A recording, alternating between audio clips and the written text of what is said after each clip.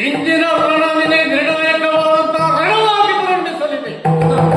ಕೇವಲ ನವಮಾತ್ರದ ರಣ ಇಲ್ಲ, ನಿನ್ನೆಯ ರಣದ ಪರಿಸ್ಥಿತಿ ಉಳಿದಲ್ಲ. ಯಾಕೆ ಇಂದು ಕರ್ಣ ಪೂರ್ಣ ಸಿದ್ಧತೆಯೊಂದಿಗೆ ಬಂದಿದ್ದಾಳೆ. ಇಂದು ನಿನಗೆ ಜೀರ್ಣವಾಗುವಂತಹ ಅನ್ನವೇ ಇದಲ್ಲ. ಎಂದಿನಿಂದೋ ನಿನ್ನಲ್ಲಿ ಮತ್ತವಾದಂತಹ ವೈರವಿತ್ತು. ಆದರೆ ಇಂದು ಅದು ನಿರ್ಣಯ ಆಗುವಂತಹ ಕಾಲ ಒದಗಿ ಬರ್ತಾ ಇದೆ. ಅದಕ್ಕಾಗಿ ಹೇಳಿದ್ದೇನೆ, ನೀನು ಅನೇಕ ಬಾರಿ ಯುದ್ಧವನ್ನು ಮಾಡಿ ಜಯಿಸಿದ್ದು ಸರಿಯಾದರೂ ಕೂಡ ಜಯದ್ರಥರ ಕಥೆಯನ್ನ ಎತ್ತಿ ಹಿಡಿಯೋಣ. ನೀನು ಗೆದ್ದದ್ದು ಹೌದು, ಜಯದ್ರಥರ ತಲೆಯನ್ನ ಕತ್ತರಿಸಿದ್ದು ಹೌದು. ಆದರೆ ನ್ಯಾಯಯುತವಾಗಲ್ಲ. ಮೋಸ ವಂಚನೆಯನ್ನ ತೋರಿಸಿ ಕೇವಲ ಕತ್ತಲಾದಂತಹ ಭ್ರಮೆಯನ್ನ ಹುಟ್ಟಿಸಿ ಆಮೇಲೆ ನಿನ್ನ ಸ್ಥಳವನ್ನು ನೋಡೋಣ ಅಂತ ಜಯದ್ರಥ ಹೊರಗೆ ಬಂದ್ರೆ ಬಾಣ ಪ್ರಯೋಗ ಮಾಡಿಯವರನ್ನ ಕೊಂದೆ. ಅಂತರಣ ಇದಲ್ಲ, ಜಾಗ್ರತೆ. ಕಳವಿನಲ್ಲೇ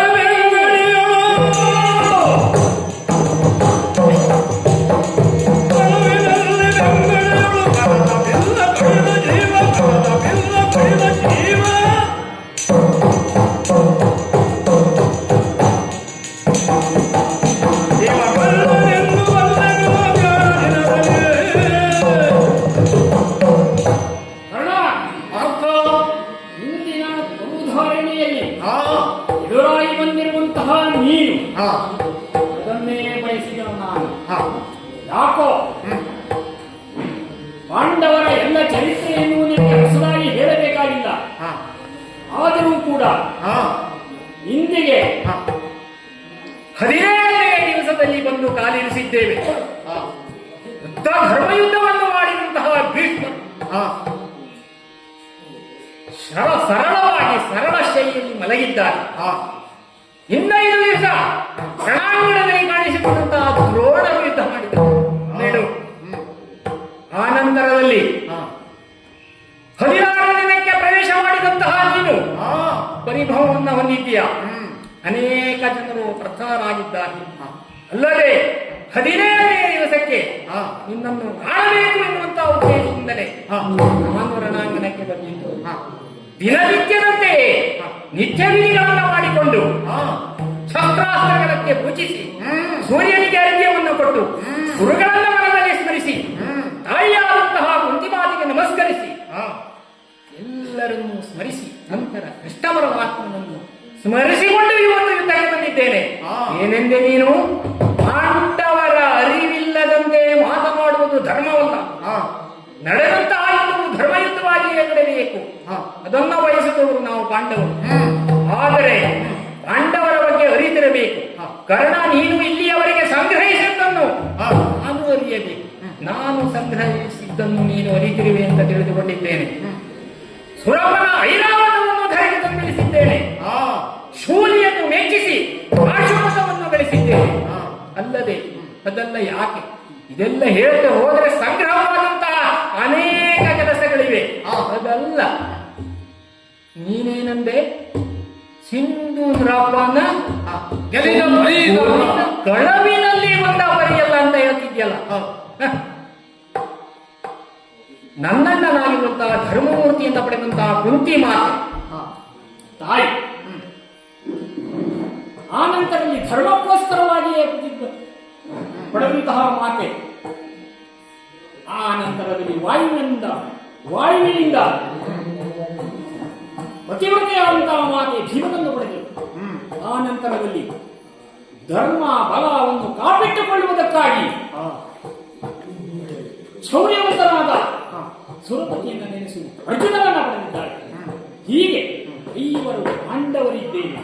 ಇದೆಲ್ಲವನ್ನು ಅರಿತು ನೀನು ಯುದ್ಧದಲ್ಲಿ ಇವತ್ತು ರಣಾಂಗಣವನ್ನು ಪ್ರಶ್ನೆ ಮಾಡುತ್ತೀಯ. ಕಳವಿನ ಬಗ್ಗೆ ಧರ್ಮಮೂರ್ತಿಯಾಗಿಯೇ ಎತ್ತವರು ನಾವು. ಕಳವಿನಲ್ಲಿ ಅಂತ ಹೇಳುವಂತಹ ಪ್ರಸಂಗ ಇಲ್ಲ. ಅಧರ್ಮ ಯುದ್ಧವನ್ನು ಮಾಡುವವರೇ ಅಲ್ಲ ಪಾಂಡವರು. ಆದರೆ ಆ ಒಂದು ಕಾಲಕ್ಕೆ ಇಡೀ ಜಗತ್ತನ್ನೇ ಪ್ರಳಯ ಕಾಲವೆಂಬಂತೆ ಕಪ್ಪಾಗಿಸಿದ್ದು ಕೃಷ್ಣ ನಿಜ. ಆದರೂ ಪರಮಾತ್ಮಕನಾಗಿ ನೆನೆಸಿದಂತಹ ಕೃಷ್ಣನ ಅಣತಿಯನ್ನು, ಧರ್ಮಮೂರ್ತಿಯಾಗಿರುವಂತಹ ಧರ್ಮರಾಜನ ಮಾತನ್ನು ಪಾಲಿಸಬೇಕಾದದ್ದು ಅರ್ಜುನನ ಧರ್ಮ. ಅಂತಹ ಒಂದು ಪ್ರಶ್ನೆಯನ್ನು ಮಾಡುವ ನೈತಿಕ ಹಕ್ಕೇ ಇಲ್ಲ ನಿಮಗೆ. ಆದ್ದರಿಂದ ಅಂತಹ ಧರ್ಮಯುದ್ಧದಲ್ಲಿ ಕಳುವಿನ ಯುದ್ಧ ಅಂತ ಹೇಳಬೇಡ. ಕಳುವಿನ ಯುದ್ಧ ಆಗೋದಿಲ್ಲ. ಅಂತಹ ಕಾಲದಲ್ಲಿ ನೀವು ಮಡಿಯಿರುವಂತಹ ಭೀಷ್ಮ ದ್ರೋಣಾದಿಗಳನ್ನು ಕೂಡ ಸ್ಮರಿಸದೆ ಸಚ್ಚಂದವಾಗಿ ಹೇಗೆ ಹಾಕುವಂತಹ ಸಂದರ್ಭ ಅದು. ಆ ಒಂದು ಕಾಲದಲ್ಲಿ ಕೃಷ್ಣನೇ ನನಗೆ ಮುಂಚೆಯನ್ನು ಕೊಟ್ಟ ಪ್ರಕಾರವಾಗಿ ಶಿರಚ್ಛೇದವನ್ನು ಮಾಡಿದ್ದೇನೆ. ಇದು ಕಳವಲ್ಲ. ಆದರೆ ಮುಂದಿನದ ನಿಮ್ಮ ಒಂದು ಕ್ರಿಯೆ ಇದೆಯಲ್ಲ, ಏನು ಪ್ರಶ್ನಾತ್ಮಕವಾಗಿ ಆಲೋಚಿಸಿದರೆ ನೀವು ಒಂದು ಪ್ರಸಂಗದಲ್ಲಿ ಪಾಂಡವರಿಗೆ ಎದುರಾದ್ರಲ್ಲ, ಯಾವುದು ಇನ್ನೂ ಅನೇಕ ವಿಚಾರಗಳನ್ನು ನಿನ್ನಲ್ಲಿ ಹಂಚಿಕೊಳ್ಳುವಾಗ ಹಿಂದಿನಿಂದ ಯುದ್ಧವನ್ನು ಮಾಡುತ್ತಿರುವಂತಹ ಯಾವ ಕ್ರಿಯೆಯೂ ನೀವು ಒಳಗಾಗದೆ ಹಿಂಗಡೆಯಿಂದ ಬಿಲ್ಲನ್ನು ನೀನು ನನ್ನ ಮಗನಾಗಿರುವಂತಹ ಅಭಿಮನ್ಯು ಸರ್ವ ಸ್ವತಂತ್ರನಾಗಿ ಹೋರಾಡುತ್ತಿರುವಂತಹ ಸಂದರ್ಭದಲ್ಲಿ ಎದುರಿಗೆ ನಿಂತು ಹೋರಾಡಲು ಶಕ್ಯವಿಲ್ಲದಂತಹ ನೀವು ಆ ಸಂದರ್ಭದಲ್ಲಿ ಹಿಂದುಗಡೆಯಿಂದ ಬಂದಂತಹ ನೀನು ನನ್ನ ವೀರ ಮಗನಾಗಿರುವಂತಹ ಅಭಿಮನ್ಯನ ಛಾಪವನ್ನು ಕರೆದಿದ್ದೀಯ. ಖಂಡಿತ ಧರ್ಮವೇ ನನಗೆ ಒಪ್ಪಿಕೊಳ್ಳುತ್ತೇನೆ. ಅರ್ಥ ಅದು ಒಂದು ಸಮಯದಲ್ಲಿ ನಾನು ಪ್ರಶ್ನೆ ಮಾಡಿದ್ದುಂಟು. ಆಚಾರ್ಯ ದ್ರೋಣರಲ್ಲಿ ಗುರುಗಳೇ ನಿಮ್ಮ ಬಾಯಿಂದ ಇಂತಹ ಮಾತು ಬರುವುದಕ್ಕೆ ಉಂಟೆ ಅಂತ ಹೇಳಿದೆ. ಆದರೆ ಸೇನಾಧಿಪತಿಯ ಮಾತನ್ನ ಯಾವ ಪ್ರಜೆಗಳು ಮೀರಕೂಡದು. ಇದು ರಾಜಾಜ್ಞೆ, ಧರ್ಮ.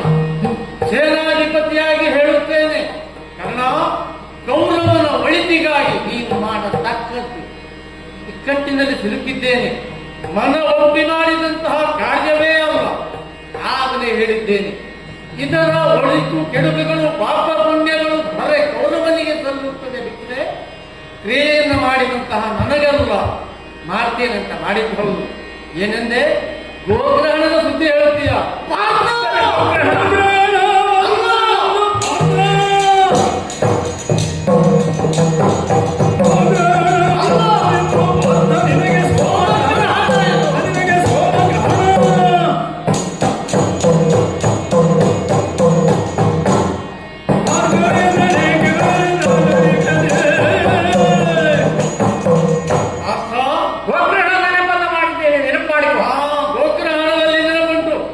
ನಿಮ್ಮ ಇರುವಿಕೆಯನ್ನು ತಿಳಿಯುವ ಬಗ್ಗೆ ಮಾತ್ರ ನಮ್ಮ ಉದ್ದೇಶ ಇದ್ದೇವೆ. ಅಲ್ಲಿ ಯುದ್ಧ ಮಾಡುವಂತಹ ಮೂಲ ಉದ್ದೇಶ ಇಲ್ಲ. ಆ ಕಾರಣ ಎಲ್ಲ ಗೋವುಗಳನ್ನ ನಾವು ಸಂಗ್ರಹಿಸಿ ಗೋವಿಗೆ ಗ್ರಾಸವನ್ನು ಇರುವುದಕ್ಕೆ ಧರ್ಮರಾಯನಿಗೆ ಪಟ್ಟಿಯನ್ನ ಒಡ್ಡಿ ಪಾಂಡವರು ಇಲ್ಲಿಯೇ ಇರಬೇಕೆಂಬ ಸಂದೇಹದಿಂದ ನಿಮ್ಮನ್ನು ಪ್ರಕಟಪಡಿಸುವುದಕ್ಕೆ ಮಾತ್ರ ಇತ್ತು. ಏನು ಮಾಡೋಣ? ಕೇವಲ ಸಂಮೋಹನಾಸ್ತ್ರದ ಪ್ರಯೋಗದಿಂದ ಎಲ್ಲ ಧರಾತರದಲ್ಲಿ ಹೊರಗಿಸಿ ನೀವು ಗೆದ್ದದ್ದಿದೆ. ಆ ಅಸ್ತ್ರವನ್ನ ಪ್ರತ್ಯಸ್ತ್ರವನ್ನ ತಿಳಿದಂತ ಭೀಷ್ಮಾಚಾರ್ಯರು ಪ್ರತಿಕ್ರಿಯೆ ಮಾಡಲಿಲ್ಲ. ಯಾಕೆ? ಪಾಂಡವನ ಮೇಲಿನ ಮಮಕಾರ. ಅಲ್ಲಿ ನಿಮ್ಮನ್ನ ಕೊಲ್ಲಬೇಕು, ಸೋಲಿಸಬೇಕು, ಜಯವನ್ನ ಸಾಧಿಸಬೇಕೆಂಬ ಯಾವ ನಿರ್ಣಯವೂ ಇಲ್ಲ. ಕೇವಲ ಪಾಂಡವರ ಪ್ರಕಟಣೆಗಾಗಿ ಮಾತ್ರ ಇತ್ತು. ಇಂದು ಹಾಗೆಲ್ಲ. ಇಂದು ಗೋಗ್ರಹಣವಲ್ಲ, ಪಾಂಡವರ ಪಾಲಿಗೆ ಇಂದು ಒಂದು ಪ್ರತ್ಯಕ್ಷ ಭಗವಂತನಾದಂತ ಪರಶುರಾಮನೇ ಬಂದಿದ್ದಾರು. ಈ ಕರಣಾಂಜು ಮಾರ್ಗವಲ್ಲ ಪಡೆಯುತ್ತೇನೆ.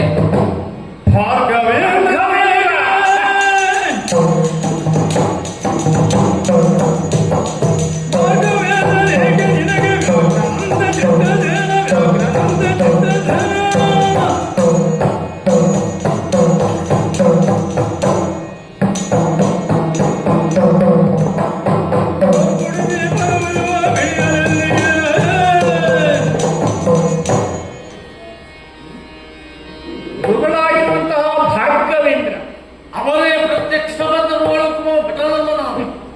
ಅವರ ಹೆಸರನ್ನು ಹೇಳಿಕಾದರೂ ನೈತಿಕ ಹಕ್ಕುಂಟ ನಿಮಗೆ. ಭಾಗ್ಯವೇಂದ್ರರು ಗುರುಗಳು, ಅವರೇ ಎದುರಾಗಿ ಬರಬೇಕು. ಬೇಡ. ಘೋಷಯಾತ್ರೆಯ ನೆಪದಲ್ಲಿ ಬಂದಂತಹ ನೀವು ಕೌರವರು ಹೇಗಿದ್ದಾರೆ?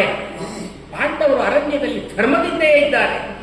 ಆದರೆ ನಿಮ್ಮ ವೈಭವವನ್ನ ಮೆರೆಸಬೇಕು, ನಮ್ಮ ಅಹಂಕಾರವನ್ನ ತೋರಿಸಬೇಕು ಎನ್ನುವಂತ ಆ ಕಾಲಕ್ಕೆ ಬಂದವರು ನೀವು. ಆ ಕಾಲದಲ್ಲಿ ನಿಮಗೆ ಸಿಂಹಸ್ವಪ್ನವಾಗಿರುವಂತಹ ಚಿತ್ರಸೇನ ಅದನ್ನು ನೆನಪು ಮಾಡಿಕೊಂಡ್ರೆ ಸಾಕು. ನೀವು ಆ ಚಿತ್ರಸೇನನಿಂದ ವಧೆಯನ್ನು ತಿಂದಂತಹ ನೀವು ಅವನನ್ನು ಗೆದ್ದು ಭಾರತೀಯವರನ್ನ ಹೆಸರು ಹೇಳಬೇಕೇ ವಿನಃ ಅವತ್ತು ಮಾಡಿದ್ದೇನು? ನಿಮ್ಮ ಒಡೆಯಲಾಗಿರುವಂತಹ ಗೌರವ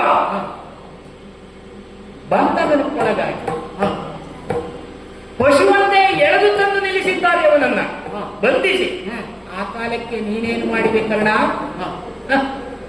ಕೈಲಾಗದೆ ಎದ್ದು ಬಿದ್ದು ಕವಚವನ್ನು ಹರಿದುಕೊಂಡು ಬೇರೆಯವರ ರಥದಲ್ಲಿ ಪಲಾಯನ ಮಾಡಿದವ ನೀನು ನನಗೆ ಹೀಗೆ ಹೇಳ್ತೀಯೇನು? ಅರ್ಜುನ, ಅದಕ್ಕೂ ಕಾರಣ ಉಂಟು. ಯಾಕೆಂದ್ರೆ ನಾಗಪಾಶದಿಂದ ಬಂಧಿಸಿದ್ದಾನೆ ಕೌರವನನ್ನ. ಬಂಧಿಸಿದ ಚಿತ್ರಸೇನಿಗೂ ಬಿಡಿಸುವುದಕ್ಕಾಗುವುದಿಲ್ಲ ಅಂತ ಪರಿಸ್ಥಿತಿ ಇತ್ತು. ಆದ್ರೆ ನೀನು ಹೋಗಿ ಬಿಡಿಸಿಕೊಂಡು ಬಂದಿದ್ದೀಯ. ಯಾಕೆ? ನಿಮ್ಮಲ್ಲಿರುವಂತಹ ಬಾಂಧವ್ಯ.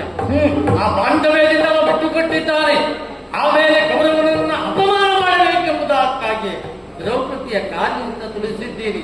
ಅನೇಕ ಅಪಮಾನವನ್ನ ಸಹಿಸಿದವ ಸುಯೋಧನ. ಆದರೆ ಒಂದು ಹಾಗಾಯಿತಲ್ಲ, ಹಿಂದೇನಾಯಿತು ನಿರೂಪಿಸಿಕೋ. ಅವನೊಳಗೆ ನನ್ನ ಮಾತು ಹೇಳ್ತಾ ಇದ್ದೀಯ ನೀನು?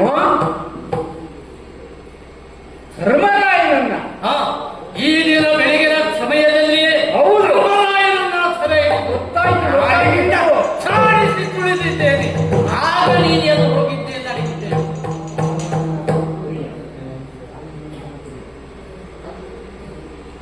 ಭಟನು ನೀನು ಹುಡುಗ ರವಿಜ. ಭಟನು ನೀನು ಹುಡುಗ ರವಿಜ.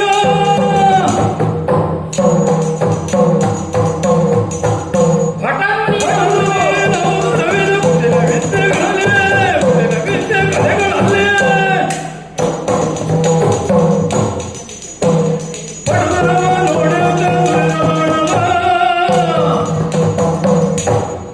ಗೊತ್ತಾಯ್ತು ಗೊತ್ತಾಯ್ತು.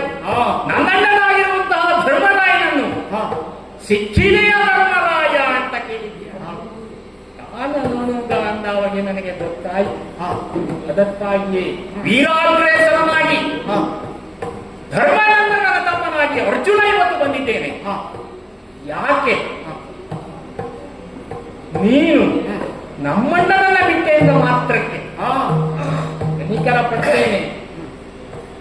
ನಿನ್ನ ಮೇಲೆ ಕನಿಕರ ಉಂಟು ಅಂತ ಅಲ್ಲ. ಯುದ್ಧವನ್ನು ಮಾಡುವಂತಹ ಈ ಕ್ಷತ್ರಿಯ ಧರ್ಮವನ್ನು ಹೊತ್ತಂತಹ ನಾವು ಯಾವ ಯುದ್ಧವನ್ನು ಮಾಡಬೇಕು, ಯಾವ ಕಾಲಕ್ಕೆ ಯಾವ ರೀತಿಯಲ್ಲಿ ಯುದ್ಧ ಮಾಡಬೇಕು ಎಂಬುದು ನಮಗೆ ಗೊತ್ತಿದೆ. ನಿಮ್ಮ ಕುಟೀರ ವಿದ್ಯೆಗಳನ್ನು ಕೇಳಿದರೆ ಹೆಬ್ಬರವಾಗಿ ಬೆಳೆದಂತಹ ಆ ವಿಷವೃಕ್ಷದ ಅಡಿಯಲ್ಲಿ ಬೆಳೆದವರು ನೀವು. ಗೌರವ ಆ ವೃಕ್ಷ ವಿಷ, ಅದಕ್ಕೆ ನೀನೆಂದವ ನೀನು. ಕೌರವನು ಆ ಕಾಲಕ್ಕೆ ಪಾಂಡವರಿಗೆ ವೈರ್ಯಾದವಾಗ ಕ್ಷಣಕ್ಕೆ ವಿಜೃಂಭಿಸುತ್ತಿರುವ ಕರ್ಣ ನೀನು. ರಾಜ ಹೆದರಬೇಡ, ನಾನಿದ್ದೇನೆ ಅರ್ಜುನನಿಗಾಗಿ ವಿಜೃಂಭಿಸಿದ ಮನೆ ಕುಟಿಲ ವಿದ್ಯೆಗಳು. ನಿನ್ನ ವಿದ್ಯೆಯನ್ನು ಕಲಿಯುವಾಗಲೇ ನೀನು ಕುಟಿಲತೆಯಿಂದ ಕಲ್ತಿದ್ದೀಯ. ಅಲ್ಲಿಯೇ ನಿನಗೆ ನಿನ್ನ ವಾಣಿ ಸ್ತಂಭನವಾಗಿ ಅಲ್ಲ. ಈಗ ಅನೇಕ ಯುದ್ಧಗಳು ನಡೆದಿದೆಯಲ್ಲ, ಅದನ್ನೆಲ್ಲವನ್ನು ನೆನಪು ಮಾಡಿದರೆ ಕುಟಿಲವಲ್ಲದೆ ಮತ್ತೇನು?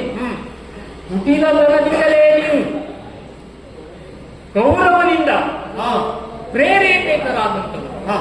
ಇಂತಹ ಕುಟಿಲ ವಿದ್ಯೆಗಳಿಗೆ ಅಂಜುವವರನ್ನ ನಾವು ಪಾಂಡವರು ಉದಯಿಸಿದಾಗಲೇ ಧರ್ಮನಂದನಾಗಿರುವಂತಹ ಪಾಂಡವಿನ ಸೂಚನೆಯಾಗಿದೆ ಧರ್ಮಮೂರ್ತಿ. ಶ್ರೀಕೃಷ್ಣನ ಜನ್ಮವಾಯಿತು. ಆಕಾಶದಲ್ಲಿ ಅನೇಕ ಚಮತ್ಕಾರಗಳು ನಡೆದವು. ಅರ್ಜುನನು ಜನಿಸಿದಾಗ ದೇವತೆಗಳೇ ಒಂದು ಶಂಕನಾದವನ್ನು ಓದಿದ್ದಾರೆ. ಹೀಗೆಲ್ಲ ಇರುವಾಗ ನಮ್ಮ ಮುಂದೆ ನಿನ್ನ ಕುಟಿಲ ವಿದ್ಯೆಗಳ ಏನು ನಡೆಯುವುದಿಲ್ಲ. ಇದೋ ಈ ಶರಗಳನ್ನ ನಿನ್ನ ಮೇಲೆ ಪ್ರಯೋಗಿಸ್ತಾ ಇದ್ದೇನೆ. ರಣಕಣ ಇದು ಮಾತಲ್ಲ, ಎದುರಾದ ಮಾರ್ಗದಲ್ಲಿ ಕತ್ತರಿಸಿದ್ದೇನೆ. ಇದೋ ನಿನಗೆ ಮಂತ್ರಪೂರಿತವಾದಂತಹ ಶರವನ್ನು ಬಿಡ್ತಾ ಇದ್ದೇನೆ. ಇದೋ ನೋಡು ಬಿಡು ಈ ಶರಣ ಚಮತ್ಕಾರವನ್ನು ಆ ಸೂರ್ಯಾಂಬುದಿಯೇ ನನ್ನ ಸರಳಿನ ಶರವನ್ನ ನೋಡಿ ಸುತ್ತಲೂ ಕವಿದು ನೋಡದಂತೆ ಉದಯಿಸುವ ಸೂರ್ಯನನ್ನು ಬೌಂಟಾಡಿಸಿದ್ದೇನೆ ನೋಡು ಬಳೆ ಬಳೆ ಲವಶಪಾದು.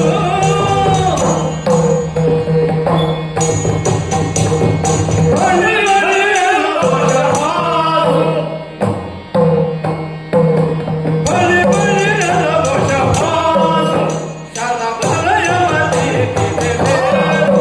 ಶರಬಲಯವತೀತಿದೆ ಬೇರು.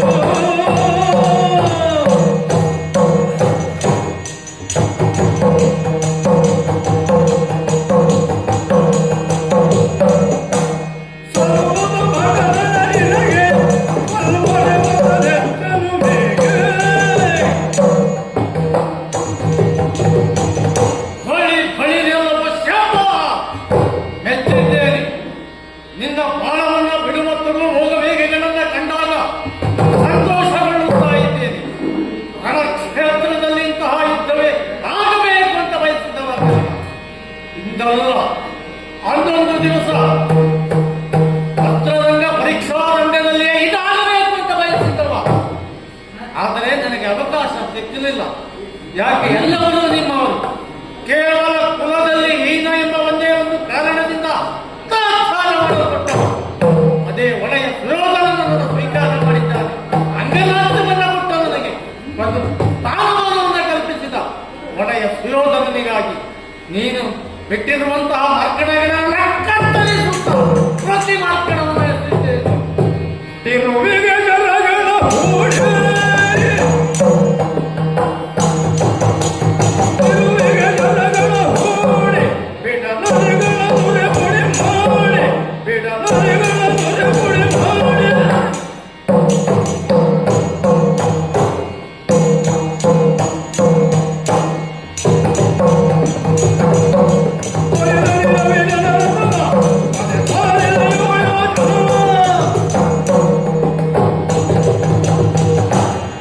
ಇನ್ನು ಬಿಟ್ಟಿರುವಂತಹ ಅಸ್ತ್ರಗಳಿಗೆಲ್ಲಿಗೂ ಪ್ರತಿ ಅಸ್ತ್ರವನ್ನು ಬಿಟ್ಟು ಖಂಡಿಸಿದ್ದೇನೆ. ಅಲ್ಲದೆ ಹುಲಿಶಾಸ್ತ್ರವನ್ನ ಮಂತ್ರಪೂರ್ವಕವಾಗಿ ಜಪಿಸಿ ಇದೋ ನೋಡು ಮಾಡುತ್ತಿರುವಂತಹ ಚಮತ್ಕಾರವನ್ನು ಶರಗಳ ಸುರಿಮಳೆಯನ್ನೇ ಸುರಿಸಿ ಕಾನೂನವನ್ನು ಬರಿಸಿದಂತಹ ಆದಾಗ ನೀನು ಧರ್ಮವಾಗಿಯೇ ಮೆಚ್ಚಿದ್ದೇನೆ.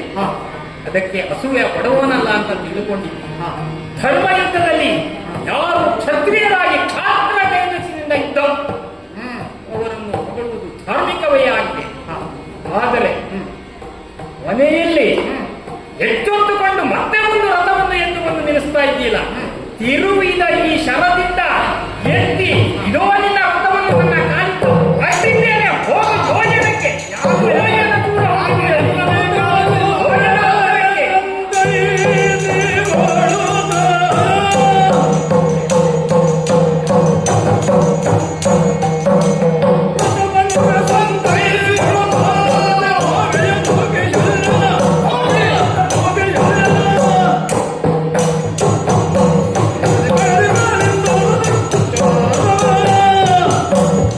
ಯಾರು ಬೆದರಬೇಕಾಗುತ್ತಿಲ್ಲ ಸೈನಿಕರೇ. ನನ್ನ ರಕ್ತವನ್ನ ಸಂತೈಸುತ್ತಾ ಇದ್ದೇನೆ. ಶರೀರದ ಆಟಕ್ಕೆ ಹೋಗಿದ್ದೇನೆ. ವಾಜಯ ಕೈವೃತ್ತವನ್ನ ಸಂತೈಸುತ್ತಾ ಇದ್ದೇನೆ. ತಿರುಗಿ ಬಂದಂತಹ ನಾವು ಅದಕ್ಕೆ ಪ್ರತಿಯಾಗಿ ಮಾಡಲೇಬೇಕಲ್ಲ. ನನ್ನ ಎಡಗಾಲಿಗೆ ಶಾಬಾಸ್. ಓದು ಮಚರೆ ಕರ್ಣ ಸೋಬಗ.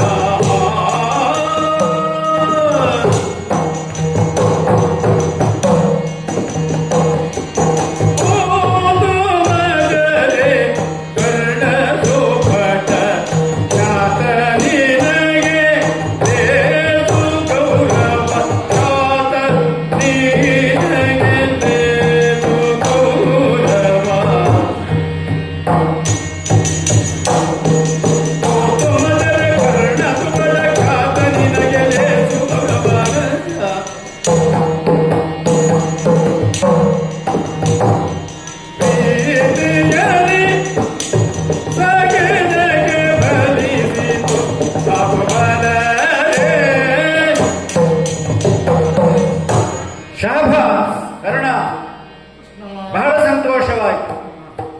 ನಿನ್ನ ಸಾಹಸಕ್ಕೆ ಮೆಚ್ಚಿದೆ. ನಿನ್ನ ಜನ್ಮ ಸಾರ್ಥಕವಾಯಿತು. ಕರ್ಣ, ನಿನ್ನನ್ನು ಇದುವರೆಗೆ ಕೌರವ ಸಾಕಿದ್ದು ಸಾರ್ಥಕವಾಯಿತು. ನಿನ್ನ ಪ್ರಯತ್ನಕ್ಕೆ ನಾನು ಬಹಳ ಸುಪ್ರೀತನಾಗಿದ್ದೇನೆ. ಶಾಭಾಸ್ ಹಾಕು. ಇನ್ನೇನು ಬೇಕು? ಕರ್ಣನ ಜೀವಿತದಲ್ಲಿಯೇ ಭಗವಂತನ ಬಾಯಿಂದ ಕರ್ಣ ಅಲ್ಲದೆ ಕೌರವ ಸಾಕಿದ್ದಕ್ಕೆ ಸಾರ್ಥಕವಾಯಿತು. ಅದನ್ನೇ ಬಯಸಿದವ. ಕೌರವನಲ್ಲಿ ಉತ್ಪನ್ನವನ್ನು ಉಂಡಂತಹ ನಾನು ಆ ಅನ್ನದ ಋಣವನ್ನು ತೀರಿಸುವುದಕ್ಕಾಗಿಯೇ ಪ್ರಯತ್ನ ಮಾಡಿದವ. ಇಲ್ಲಿಯವರೆಗೆ ಪ್ರಾಮಾಣಿಕವಾದಂತಹ ಪ್ರಯತ್ನವನ್ನ ಕೈಗೊಂಡವ ಹೌದು. ಆದರೆ ಅದಕ್ಕೆ ಫಲ ಸಿಕ್ಕಿದ್ದು ಈ ದಿವಸ. ಕೃಷ್ಣನ ಬಾಯಿಂದ ಫಲವೇ ಕೌರವನ ಅನ್ನಕ್ಕೆ ನೀನು ಋಣಿಯಾಗಲಿಲ್ಲ ಅಂತ ಋಣದ ಮಾತ ಋಣದಂಡ ಪರಿಹಾರವನ್ನು ಪಡೆದನಲ್ಲ, ಸಾಕು ನನಗಿದೆಯೇ.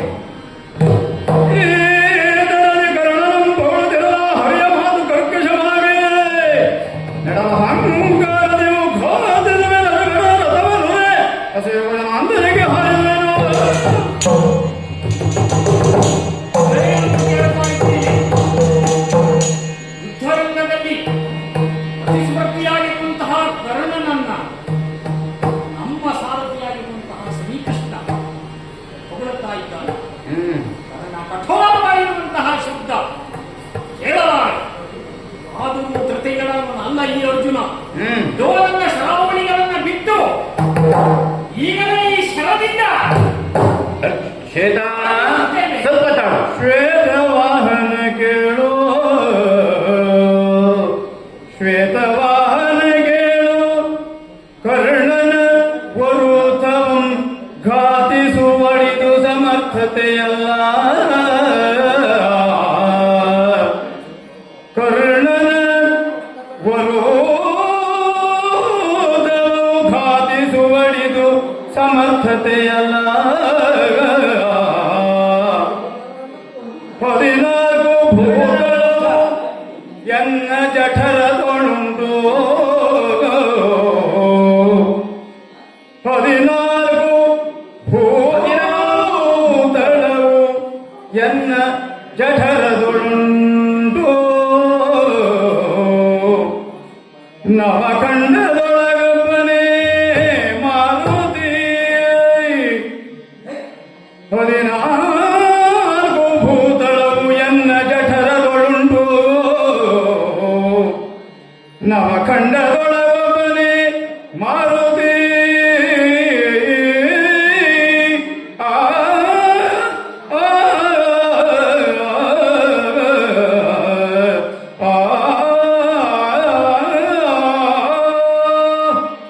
ಶ್ವೇತವಾಹನ ಅರ್ಜುನ, ನಿನ್ನ ಮನೋಮಂಡಲವನ್ನ ಮುಖಮಂಡಲವು ಹೇಳುತ್ತಾ ಇದೆ. ಮನಸ್ಸನ್ನು ಭಾವನೆ ಆಕರ್ಷಿತನಾಗಿ ನೀನು ತುಂಬಾ ಬೇಸರಗೊಂಡಿದ್ದಿ. ಶಾಂತರ ಯೋಜನೆಗೆ ಹಾರಿಸಬೇಕು. ತನ್ನ ಸಾರಥಿ ವಿರೋಧ ಪಕ್ಷದ ಒಬ್ಬ ರಥಿಕರನ್ನು ಹೊಗಳುತ್ತಾನೆ ಅಂತಾದರೆ ಇದು ಎಂತಹ ಪರಿಸ್ಥಿತಿ ಎಂಬುದಾಗಿ ನೀನು ಮರುತ್ತಾ ಇದ್ದೀಯ ಮನದಲ್ಲಿ.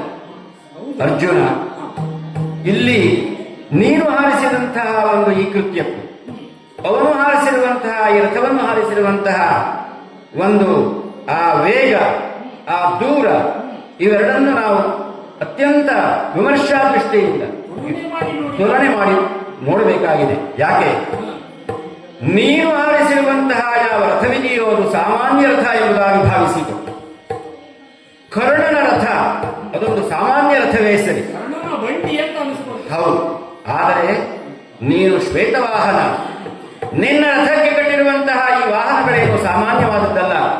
ಅಷ್ಟೇ ಅಲ್ಲ, ಇದರಲ್ಲಿ ಸಾರಥಿಯಾಗಿ ಕುಳಿತಿರುವಂತಹ ನಾನು, ನೀನು ಹೇಗೆ ನನ್ನನ್ನು ಭಾವಿಸಿದ್ದೀಯೋ ಆ ದೃಷ್ಟಿಯಿಂದಲೇ ನಾನು ಹೇಳುವುದಾದರೆ 17 ಏನು ಲೋಕಗಳಿದೆಯೋ ಆ ಲೋಕಗಳನ್ನು ಕೂಡ ನನ್ನ ದೇಹದಲ್ಲಿಯೇ ಧರಿಸಿಕೊಂಡಂತವನಾಗಿದ್ದೇನೆ.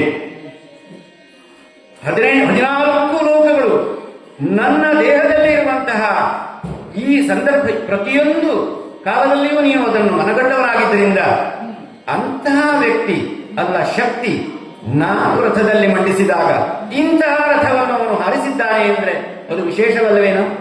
ಅಷ್ಟೇ ಅಲ್ಲ, ಇಲ್ಲಿ ಇನ್ನೊಂದನ್ನು ನೀನು ಗಳಿಸಬೇಕು, ಅತ್ಯಂತ ಗಂಭೀರವಾಗಿ ಚಿಂತಿಸಬೇಕಾಗಿದೆ. ನಮ್ಮ ರಥ ಇದರ ಮೇಲ್ಭಾಗದಲ್ಲಿರುವಂತಹ ಧ್ವಜ ಉಂಟಲ್ವ, ಇದು ಯಾವ ಧ್ವಜ? ಕಪಿಧ್ವಜನಾಗಿ ನೀನು ಬಂದಿದ್ದೀಯೆ. ಕಪಿಧ್ವಜನಾದಂತಹ ನಿನಗೆ ಆ ಕಪಿಯ ಸಾಮರ್ಥ್ಯವೂ ಕೂಡ ಗೊತ್ತಿದೆ. ನವಖಂಡದಲ್ಲಿ ಅವನ ಸಾಮರ್ಥ್ಯದ ಮುಂದೆ ಇನ್ನು ಯಾರೂ ಕೂಡ ಇಲ್ಲ. ಅಂತಹ ಮಾರುತಿ ಅತ್ಯಂತ ಮೇಲ್ಭಾಗದಲ್ಲಿ ಇದ್ದಾನೆ. ಇಂತಹ ಮಾರುತಿಯನ್ನು, ಇಂತಹ ನನ್ನನ್ನು ಕೂಡ ಧರಿಸಿರುವಂತಹ ಈ ರಥವನ್ನು ಈ ಪ್ರಮಾಣದಲ್ಲಿ ಅವನು ಹಾರಿಸಿದ್ದಾನಲ್ಲ, ಇದಕ್ಕೆ ನಾನು ಖಂಡಿತವಾಗಿಯೂ ಶಾಭಾಸ್ ಎನ್ನಲೇಬೇಕು. ಅರ್ಜುನ, ಗುಣಕ್ಕೆ ವತ್ಸರ ಉಂಟೆ, ಖಂಡಿತವಾಗಿಯೂ ಸಂದರ್ಭದಲ್ಲಿ ಯಾವ ಮಾತುಗಳನ್ನು ಹೇಳಬೇಕೋ ಅದನ್ನು ಹೇಳದೇ ಇದ್ದರೆ ಅಪರಾಧವಾಗ್ತದೆ. ವಚಸ್ತತ್ರೈವ ವಕ್ತವ್ಯಂ ಮಿತ್ರೋಕ್ತಂ ಸಫಲಂ ಭವೇತ್. ಅವರು ಮಾಡಿರುವಂತಹ ಕೆಲಸ ಈ ಪ್ರಮಾಣೀಭೂತವಾಗಿ ಇಲ್ಲಿ ಇರುವಾಗ ಈ ಸಂದರ್ಭದಲ್ಲಿ ನಾನು ಶಾಭಾಸ್ ಅಂತ ಹೇಳಿರುವಂತಹದ್ದು, ನೀನು ಅದಕ್ಕೆ ಮರುಕಪಡಬೇಕಾಗಿಲ್ಲ. ಅರ್ಜುನ, ನಿನ್ನ ಬಗ್ಗೆ ನನಗೆ ಒಳ್ಳೆಯ ಭಾವನೆಯೇ ಇದೆ, ಏನು ಯೋಚನೆ ಮಾಡಬೇಡ. ಅಂತರ್ರಹಿತನೇ ಅಂತರಹಿತನೇ ನಿನ್ನ ಮಹಿಮೆಯ, ಅಂತರಹಿತನೇ ನಿನ್ನ ಮಹಿಮೆಯ, ನಿಂತು ಬಣ್ಣಿಪರಾರು ಲೋಕದೇ. ಅಂತರಹಿತನೇ ನಿನ್ನ ಮಹಿಮೆಯ, ಇಂತು ಬಣ್ಣಿಪರಾರು ಲೋಕದೇ. ಇಂದು ಬಣ್ಣಿಪರಾರು ಲೋಕದೇ.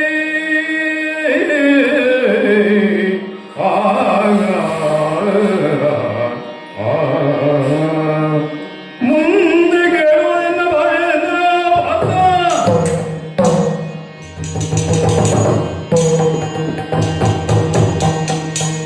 ಕೊಂದು ಹರಣಿವನಾದಡೆ ಆಗಲಿ, ಕೊಂದು ಹರಣಿವನಾದಡಾಗಲಿ, ಪಂದಿ ಮುಖನಾದಡೆಯದಾಗಲಿ, ಮುಂದೆ ಸುಧನಾದಡೆ ಇದರ ನೋಡೆಂದ.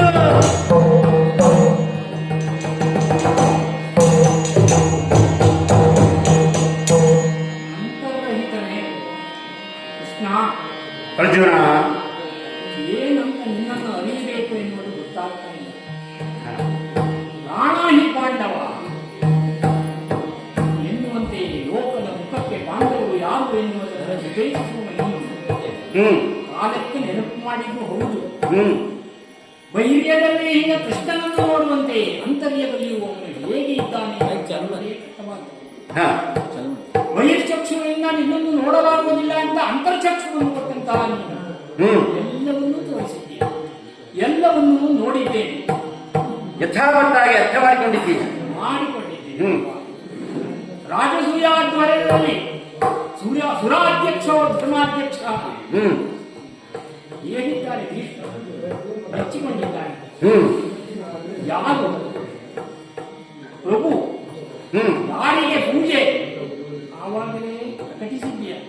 ಅಂತರ್ಗಹಿತನು ನೀನು, ಎಲ್ಲವನ್ನು ಕೂತಲ್ಲಿಯೇ ಸರ್ವ ಸ್ವತಂತ್ರರಾಗಿ ನಿಯಂತ್ರಿಸುವ ನೀನು ಮಹಾಮಹಿಮ. ಆದ್ದರಿಂದ ನಿನ್ನ ಅಂತಃಸತ್ವವನ್ನು ತಿಳಿಯದೆ ಒಮ್ಮೆ ಆಡಿದ್ದು ಉಂಟು ಅರ್ಜುನ. ಒಮ್ಮೆ ಅನೇಕ ಯುದ್ಧರಂಗದಲ್ಲಿ ವಿಜೃಂಭಿಸಿ ಇದೇಕೆ ಎನ್ನುವುದನ್ನು ಭಾವಿಸಿದ್ದು ಸಾಮಾನ್ಯವಾಗಿರುವಂತಹ ಒಳಗಿಂದ ಮಾಡಿರುವಂತಹ ಈ ರಥ ಇದಕ್ಕೆ ತುಲನೆ ಮಾಡಿ ನೀವು ಹೇಳಿದ್ದೀಯ. ಖಂಡಿತವಾಗಿ ಅಲ್ಲದೆ ನನ್ನ ಗಾಂಧೀವ ಭೂಮಿ ತೂಕವಾಗಿರುವಂತಹ ಇಂತಹ ತುಲ್ಯವಾಗಿರುವಂತಹ ರಥವನ್ನ ಒಂದು ಭಿನ್ನಲತೆಯಲ್ಲಿ ಮುಂದೆ ನಿಲ್ಲಿಸಿದ್ದಾನೆ ಅಂದ್ರೆ ಅದೇ ಮಹತ್ವದ್ದು ಎನ್ನುವುದನ್ನು ಅಲ್ಲದೆ ವಿರೋಧಿಯಾಗಿರುವಂತಹವರನ್ನು ಹೊರಡಿಕೆಯೂ ಇದು ನಿನ್ನ ಯಾಕೋ ಹಾಗೇ ಮಾಡುವುದು. ನಿನ್ನ ಸಖನಾಗಿ ನಿನ್ನ ಎಲ್ಲ ಗುಣಗಳನ್ನು ಅರಿತಂತಹ ನಾನು ಅಂತರ್ಭೀತನಾಗಿ ಒಮ್ಮೆ ನೀನು ಎಚ್ಚರಿಸಿದಾಗ ಎಲ್ಲವೂ ಜ್ಞಾನೋದಯವಾಗ್ತದೆ. ಆದ್ರೆ ಹ್ಮ್ ಬೆನ್ನೆಲ್ಲವನ್ನು ಹೊಡೆದುಕೊಂಡಂತಹ ನಾನು ಈ ದಾರಿಣಿಯಲ್ಲಿ ಹಾ. ಇದೋ ಪ್ರತಿಜ್ಞೆಯನ್ನು ಮಾಡ್ತಾ ಇದ್ದೇನೆ.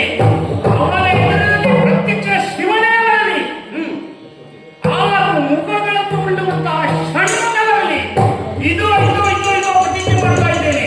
ಇವತ್ತಿನ ಯುದ್ಧದಲ್ಲಿ ಅವನ ಶಿರಚ್ಛೇದವನ್ನು ಮಾಡ್ತೇನೆ. ಇದೋ ಕೃಷ್ಣ. ಪಾರ್ಥ, ಬಹಳ ಸಂತೋಷವಾಯಿತು. ರಾಮನ ಬಾಣಕ್ಕೆ ಹುಸಿಯಿಲ್ಲ. ನಿನ್ನಲ್ಲಿ ಇಂತಹ ಸಾಮರ್ಥ್ಯವಿದೆ ಎಂಬುದನ್ನು ಮನಗಂಡವನು ನಾನು. ನಿನ್ನ ಮನಸ್ಸು ಪ್ರಸನ್ನವಾಯಿತು, ಬುದ್ಧಿ ವಿಚಾರ ಮಾಡಿದೆ ಅಂತಾದಾಗ ಕೆಲಸಗಳು ಕೂಡ ಯಶಸ್ವಿಯಾಗಿ ನಡೆಯುತ್ತವೆ. ಆದ್ದರಿಂದ ಸಾಗೋಣ, ಅತ್ತ ಮುಂದೆ ಮುಂದಕ್ಕೆ ಸಾಗ.